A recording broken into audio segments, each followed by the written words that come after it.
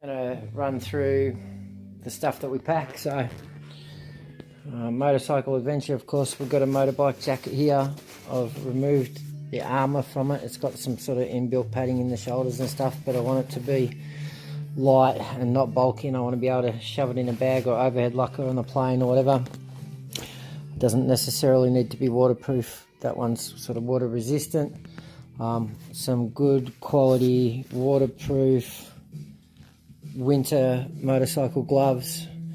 I've got a couple of silk style balaclavas here, 2 spares in case I lose one. I've got some little inner gloves, they're motorcycle specific, bought from a bike store.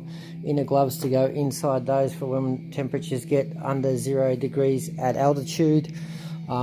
Be fastening my bags on the bike just with Oki straps and these alligator clip straps. I've got also some leather gloves that are not really winter gloves, which is why I have the winter waterproof as well, but I've got these which are old comfortable race gloves of mine. So on the warm days I might just wear them just because they're comfy.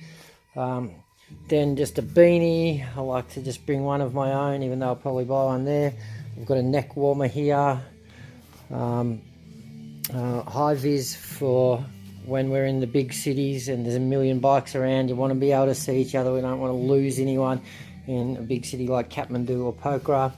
I've got some rubber gloves or nitrile gloves to wear underneath gloves like this too for when it's cold, sort of to do the same job as these inner liners, keep your hands warm. Camera gear, batteries and all that, there's more to go in there yet, but I've got a little case just to keep all that separate. Then here I've got just plastic waterproof pants and plastic waterproof jacket to go over the top of my bike jacket and my bike pants. Now I've got some what do you call it, like thermal undergear from Bikers Gear, which are in Ferntree Gully in Melbourne, Australia, and I think I got this set, the pants and the top, for like $60, really good value. Just another old compression top that I've had for years that I take with me. This is my silk sleeping bag liner, so I don't actually take a sleeping bag, I just, because we stay in like hotels and guest houses and stuff, so they'll have bedding. Sometimes it's a bit filthy and you just want to separate yourself from it, so the silk liner, and also keeps you warm on the really cold nights. Then I've just got some thermal long johns here, 2 pairs of thermal long john pants. I've got 2 just plain sort of cotton singlets. Then I've got my Kevlar motorbike jeans. I've got a pair of swimming togs or bathers or whatever you want to call them, just for when we're at the hot springs, it's too cold to actually swim anywhere. Then I've got a couple of these travel towels that are really cool. They pack up quite small, they dry out really quick, they dry the water off you really well. I've just got a pair of jeans there, which will be what I'll wear like on the flights, and if we go out for dinner and we're not on the bikes in one of the towns or whatever. Then I've got here 2 thermal t-shirts, 1 long sleeve t-shirt, just another normal singlet I'll put there with those ones. Over here I've got a long sleeve bamboo t-shirt and also a normal t-shirt. Then here I've got a comprehensive first aid kit, so I've got everything from bandages to band-aids to disinfectants, tweezers, scissors, sewing needles, like a hypothermia blanket, all sorts in that, so that's pretty comprehensive there. Then I supplied everyone that I take with me, I'll carry for their benefit, like gastro stops, aqua tabs, so water purifiers, Telfast, these are just like an antihistamine if anyone gets allergies. I've got some ibuprofen, I've got a heap of Panamax, so paracetamol, more gastrostop, and these are malaria tablets. We've ensured that everyone has those. I've got a lot more than what's just here, but that's just to give you an idea. Then these are altitude sickness tablets that we have for when we go up over 3,500 meters. We need, along with the malaria tablets, we want to make sure that the mozzies aren't biting us anyway, because there's also dengue fever and all that kind of stuff.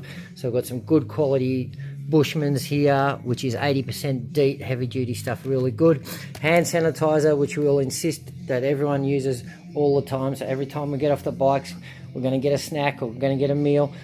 All the time we're going to be using hand sanitizer just to keep ourselves from getting sick. We've got some betadine there, which we can use on any scratches, cuts, that kind of stuff, but also as a water purifier. If we don't use aqua tabs, we'll use betadine. Got a little torch.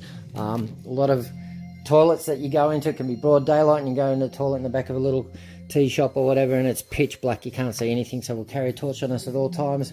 Then I take a cheap watch, so I can just look at my wrist while I'm riding. I don't need to stop, pull out the phone, see what the time is. Then we have over here apple cider vinegar, which everyone will be given a bottle of this, and we kind of, unless it upsets people's stomachs, we insist that people have a little swig of that each day, just to help with gut health.